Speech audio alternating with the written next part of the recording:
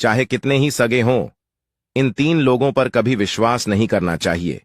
ऐसे लोग आपको हमेशा धोखा ही देते हैं। प्रिय मित्रों, समझते हैं कहानी के माध्यम से मित्रों, उससे पहले आप कहानी में खो जाएं, आपसे एक हाथ जोड़कर छोटा सा निवेदन है मित्र। यदि आप भी भगवान भोलेनाथ के सच्चे भक्त हैं तो कमेंट बॉक्स में ओम नमः शिवाय लिखते हुए वीडियो को लाइक और चैनल को सब्सक्राइब अवश्य करें। प्रिय मित्रों, एक समय की बात है, मध्य देश में एक बहुत ही सुंदर नगर था।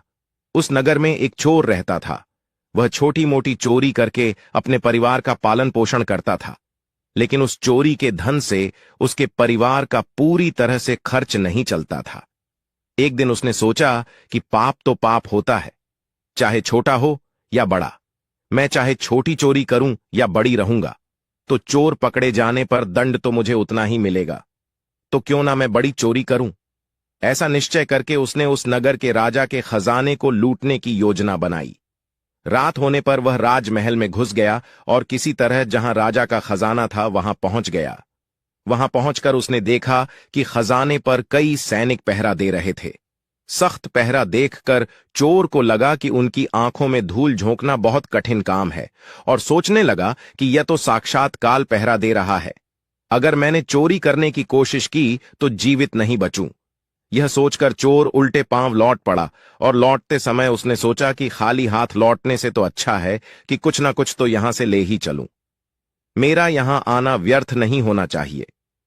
चोर के दिमाग में विचार आया कि राजा के शयन कक्ष में जाना चाहिए, जहां राजा सोता है, और शायद इस समय राजा अपने कपड़े उतारकर सो गया होगा। मैं राजा के राज्य वस्त्र चुरा कर ले आऊंगा और उन्हें पहनकर आसानी से धन चुराकर यहां से निकल जाऊंगा। पहरेदार को लगेगा कि मैं राजा हूं, इसलिए वे मेरे रास्ते में नहीं आएंगे और मेरा काम आसान हो जाएगा। ऐसा निश्चय करके चोर राजा के शयन कक्ष के पास पहुंच गया और उसने धीरे से पर्दा हटाकर देखा तो अंदर का नजारा देखकर आश्चर्यचकित रह गया। उसने देखा कि राजा अपने पलंग पर गहरी नींद में सो रहे हैं और उनकी रानी अर्धनग्न अवस्था में पलंग पर बैठी हुई है। रानी को जागता हुआ देखकर चोर के हाथ पैर फूल गए और वह एक तरफ दीवार से सटकर खड़ा हो गया और रानी के सो जाने का इंतजार करने लगा। थोड़ी देर बाद फिर उसने पर्दा हटाकर देखा कि रानी सोई हैं या नहीं, क्योंकि रानी सो जाए तो राजा के वस्त्र चुराए जाएं। चोर ने देखा कि रानी अभी भी उसी तरह बैठी हुई थी। यह देखकर चोर वहां रखी हुई टेबल पर बैठने लगा। जैसे वह टेबल पर बैठा तो उस पर रखी हुई पानी की गिलास नीचे गिर गई।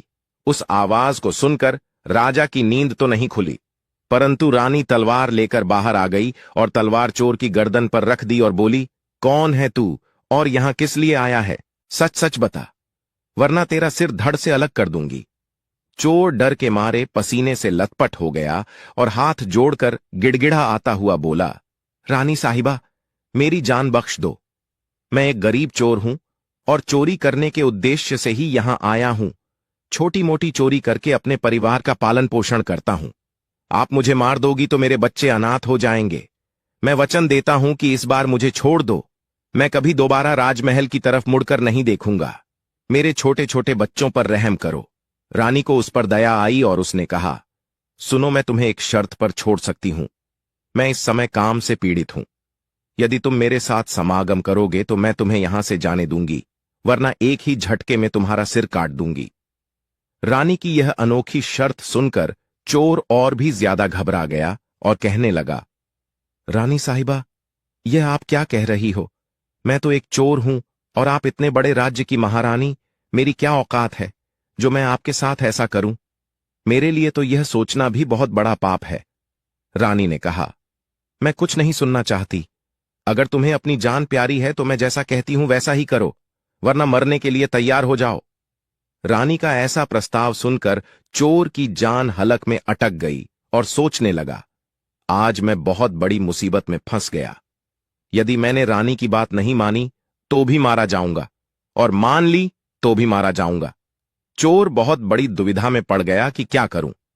आखिरकार उसने रानी के साथ समागम करने की बात को स्वीकार कर लिया और बोला, रानी साहिबा, मुझे 5 मिनट का समय दे दो। मुझे बहुत जोर से लघु शंका लगी है। पहले मुझे लघु शंका से निवृत्त होने दो, उसके बाद आप जैसा कहोगी मैं वैसा ही करने के लिए तैयार हूं। रानी ने तुरंत तलवार के इशारे से शौचालय को बता दिया और चोर उसकी तरफ चल पड़ा। रानी वहीं पर खड़ी होकर उसके लौटने की प्रतीक्षा करने लगी। चोर ने इस बीच रानी की नजर से बचकर वहां से भागने की कोशिश की। भागते भागते जब वह द्वार पर पहुंचा तो द्वार पर जो सैनिक था उसने उसे पकड़ लिया और उससे पूछताछ की। चोर डरा हुआ था। उसने सैनिक को सच सच बता दिया कि वह एक चोर है और राजमहल में चोरी करने आया था, लेकिन रानी ने उसे पकड़ लिया और छोड़ने के बदले एक शर्त रखी थी कि वह उसके साथ समागम करें। इसीलिए मैं लघु शंका का बहाना बनाकर वहां से भाग आया। इस तरह से चोर गिड़गिड़ा कर सैनिक से उसे छोड़ने का आग्रह करने लगा। सैनिक ने कहा, देख भाई, मैं तुझे एक शर्त पर जाने दे सकता हूं, और शर्त यह है कि तुम्हें पुनः रानी के पास लौटकर जाना होगा और रानी से कहना होगा कि मैं तुम्हारे साथ समागम करने के लिए तैयार हूं, किंतु उससे पहले तुम्हें अपने हाथ से राजा को मारना होगा। सैनिक की यह शर्त और भी ज्यादा कठिन थी। चोर ने सोचा कि वैसे तो प्राण बच भी सकते थे, परंतु अब नहीं बचेंगे। अगर रानी से यह बात कही तो रानी मेरा सिर काट देगी। अब चोर को चारों तरफ मौत ही मौत दिखाई दे रही थी। मजबूर होकर चोर वापस रानी के पास गया और बोला, रानी साहिबा, मैं आपके साथ संबंध तो बना लूंगा, लेकिन मुझे एक बात का डर है कि उस समय राजा साहब नींद से जागे तो ना आप बचें और ना मैं राजा साहब, हम दोनों को मार डालेंगे। इसलिए आपको एक काम करना होगा। आप अपने हाथ से राजा का सिर काट दीजिए, फिर हम निडर हो जाएंगे। अगर आप इतना कर सकें तो मुझे आपकी शर्त मंजूर है, वरना मैं आपके हाथों मरना उचित समझूंगा। आप मुझे मार दीजिए। काम के वशीभूत रानी चोर से कहने लगी, ठहरो, यह कौन सी बड़ी बात है, मैं अभी राजा साहब को मौत के घाट उतार देती हूं। इतना कहकर रानी ने दोनों हाथों से तलवार पकड़ी और सोए हुए अपने पति का सिर काट दिया। जब रानी ने राजा का सिर काट दिया तो सारा कमरा खून से लटपट हो गया और राजा के खून से रानी भी गई। वह भयानक दृश्य देखकर रानी बेहोश होकर गिर पड़ी और उसी समय चोर वहां से फरार हो गया। सुबह राजमहल में शोर मच गया कि कोई राजा साहब को मार गया, मगर राजा को मारने वाले का कोई पता नहीं चल पा रहा था। सब लोग बड़े आश्चर्य में थे कि राजा को सोते हुए किसी ने मार डाला। इधर रानी भी दहाड़ मार मार कर रो रही थी। इस रहस्य को पूरे राजमहल में केवल वही सैनिक जानता था कि रानी और उस चोर में से किसी एक ने ही राजा को मारा है, परंतु उसने इस बात की चर्चा किसी से नहीं की। राजा के अंतिम संस्कार की पूरी तैयारी हो चुकी थी। उधर रानी ने घोषणा की कि वह अपने राजा के साथ सती होना चाहती है। यह जानकर किसी ने रानी पर संदेह नहीं किया, क्योंकि अगर रानी ने राजा को मारा होता तो वह राजा के साथ सती क्यों होती। इधर रानी सारे श्रृंगार करके राजा के साथ चिता पर जाकर बैठ गई। राज्य के सभी लोग की चिता पर एक एक करके लकड़ी रख रहे थे और उन्हें नमन करके पीछे लौट रहे थे। इस प्रकार सबसे अंत में वह सैनिक भी राजा की चिता पर लकड़ी रखने गया जो इस रहस्य को जानता था। उसने धीरे से रानी के कान में कहा, महारानी, आप तो सती हो जाएंगी, लेकिन मुझे इतना तो बता दीजिए कि राजा को आपने मारा था या उस चोर ने। यह सुनकर रानी चौंक पड़ी। वह समझ गई कि इसका मतलब इस भेद को यह सैनिक भी जानता है। रानी ने कहा, सुनो, राजा को ना तो मैंने मारा है ना उस चोर ने। अगर तुम्हें यह जानना है कि राजा को किसने मारा है तो तुम नगर से बाहर उत्तर दिशा में जो जंगल है उसमें चले जाओ। वहां एक कुटिया में एक बुढ़िया रहती है, वह तुम्हें इस रहस्य को जरूर बता देगी। सैनिक को यह रहस्य जानना था, इसलिए वह अगले ही दिन रानी के बताए अनुसार जंगल में चला गया। जंगल में पहुंचने पर उसे वह कुटिया दिखाई दी जिसमें वह बुढ़िया रहती थी। सैनिक उस बुढ़िया के पैर पकड़कर बोला, मां जी, मैं एक रहस्य जानने के लिए आपके पास आया हूं। राजा साहब की हत्या किसने की, मुझे बताइए। तब बुढ़िया मां कहती हैं, बेटा, अगर तुझे यह रहस्य जानना है तो तुझे एक काम करना होगा। मेरी कुटिया के बाहर एक बकरा बंधा हुआ है, तू अपनी तलवार से उसका सिर काट दे और सिर काटते ही बकरे की दाढ़ वहीं गिर जाएगी और उसका सिर हवा में उड़ने लगेगा। तब तुम उस बकरे के सिर के कान पकड़कर लटक जाना। वह बकरे का सिर तुझे जिस जगह पर ले जाएगा वहां पहुंचकर तुझे तेरे सवाल का जवाब मिल जाएगा कि राजा को किसने मारा है। अब सैनिक ने वैसा ही किया। कुटिया के बाहर जो बकरा बंधा हुआ था, सैनिक ने उस बकरे का सिर काट दिया। सिर कटते ही वह हवा में उड़ने लगा। उसने झपट कर बकरे के दोनों कान पकड़ लिए।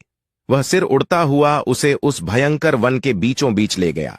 उस जगह पर एक गुफा बनी हुई थी। उस गुफा के द्वार पर जाकर वह सिर नीचे उतर गया। सैनिक सोचने लगा कि इस जंगल में ना तो कोई मनुष्य दिखाई दे रहा है, यहां भला कौन मुझे राजा की मौत का रहस्य बताएगा। वह गुफा के द्वार पर खड़ा यही सोच रहा था, और वह गुफा एक राक्षस की थी, जिसमें वह राक्षस और उसकी एक बेटी रहते थे। अब शाम हो गई थी और वह राक्षस अपने भोजन के लिए बाहर गया हुआ था। गुफा के अंदर उसकी बेटी मौजूद थी। इधर जब राक्षस कन्या को किसी मनुष्य की गंध मालूम पड़ी तो वह द्वार पर निकल कर आई। उसने देखा कि एक हट्टा कटा नौजवान गुफा के द्वार पर खड़ा है। राक्षस कन्या ने सोचा कि अगर मैंने इसे खा लिया तो मेरे एक समय की भूख मिट जाएगी, और अगर मैंने इसे जिंदा रखा तो यह नौजवान मेरे बहुत काम आएगा। राक्षस कन्या ने तुरंत एक सुंदर लड़की का रूप बनाया और उसके सम्मुख पहुंच गई। इतनी सुंदर स्त्री उसने आज तक पहले कभी नहीं देखी थी। वह सैनिक उसे देखते ही उस पर मोहित हो गया। लड़की भी उसे अपनाने के लिए आई थी, इसलिए उसे अपनी गुफा में बुलाकर ले गई और उसके साथ खूब मस्ती की। के आने का समय हुआ तो लड़की ने उसे मक्खी बनाकर दीवार पर चिपका दिया। राक्षस आया और उसने लड़की से पूछा, बेटी, मुझे किसी मनुष्य की गंध मालूम पड़ रही है। मुझे लगता है कि कोई आदमी हमारी गुफा में घुस आया है। तब बेटी बहाना बनाती हुई बोली, पिताजी कैसी बात कर रहे हैं? हमारे होते हुए कौन मनुष्य यहां आने की हिम्मत करेगा? मैं तो उसे कच्चा चबा जाऊंगी। इस तरह उसने राक्षस को गुमराह कर दिया।